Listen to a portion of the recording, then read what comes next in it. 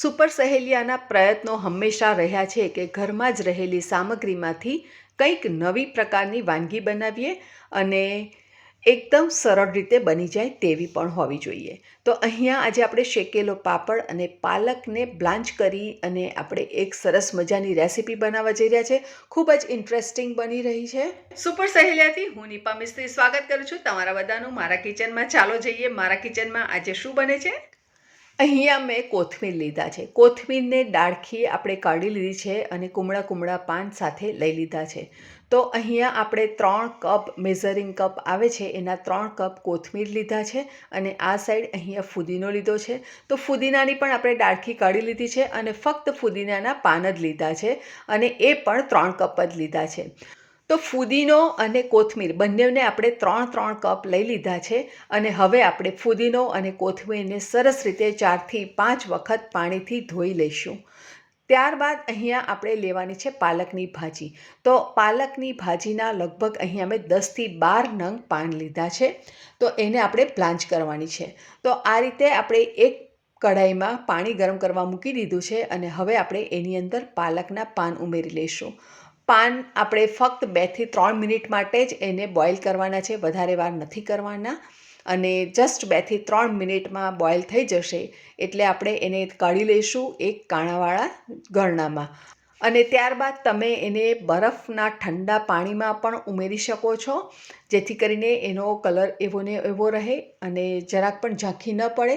પણ આજે હું આ પાલકના પાનને ડાયરેક્ટ રનિંગ ટેપ નીચે મૂકી દઈશ એટલે પ્રોસેસ ઝડપથી થઈ જશે, ઠંડી એકદમ થઈ જશે અને પાલકના પાન ઠંડા થશે તો એનો કલર પણ એવો ને એવો જળવાઈ રહેશે.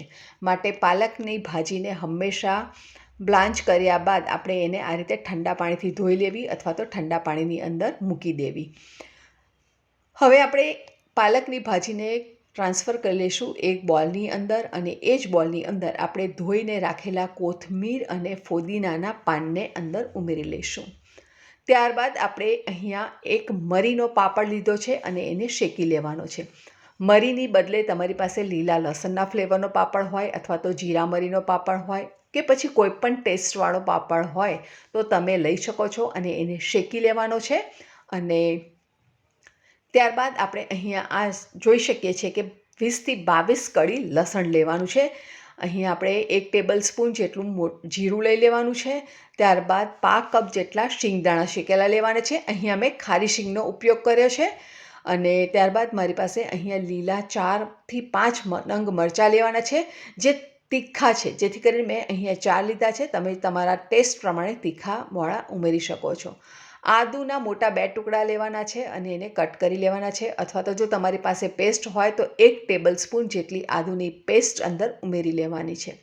હવે આપણે એની અંદર ઉમેરી લઈશું મીઠું સ્વાદ પ્રમાણે અને ત્યારબાદ આપણે એની અંદર ઉમેરી લઈશું સંચળ પાવડર. સંચળ પાવડર ખાસ ઉમેરવો. અહીં આપણે આમચૂર પાવડર ઉમેરવાના છે જે લગભગ 1.5 ટેબલ સ્પૂન છે. ત્યારબાદ આપણે એની અંદર ઉમેરવાનું છે દહીં. તો દહીં અહીંયા અમે થોડું મોડું લીધું છે. તમને જો ખાટું ગમે તો લઈ શકો છો. અહીંયા 1/2 કપ લીધું છે અથવા તો વજનમાં જોઈએ તો લગભગ 150 ગ્રામ જેટલું દહીં છે. હવે આની અંદર આપણે ઉમેરી લેવાનો છે પાપડ. તો પાપડને આ રીતે ટુકડા કરી લેવાના છે અને એને પણ એ બોલની અંદર ઉમેરી લેવાનો છે. ત્યારબાદ બધી વસ્તુ આપણે સરસ રીતે મિક્સ કરી લેવાની છે અને એ બધી સરસ રીતે મિક્સ થઈ જાય ત્યારબાદ આપણે મિક્સીના જારની અંદર ટ્રાન્સફર કરી લઈશું અને એને આપણે ગ્રાઇન્ડ કરી લેવાની છે. તો આ એક સરસ મજાની ગ્રીન ચટણી બની ગઈ છે અને તમે જોઈ શકો છો ફ્રેન્ડ્સ, કલર પણ એકદમ સરસ આવી રહ્યો છે અને હજુ પણ કલર સરસ રહે લોંગ ટાઈમ માટે તો એના માટે આપણે એની અંદર 4 થી 5 નંગ બરફના ક્યુબ ઉમેરી અને એને ફરીથી એકવાર ચર્ન કરી લેવાનું છે.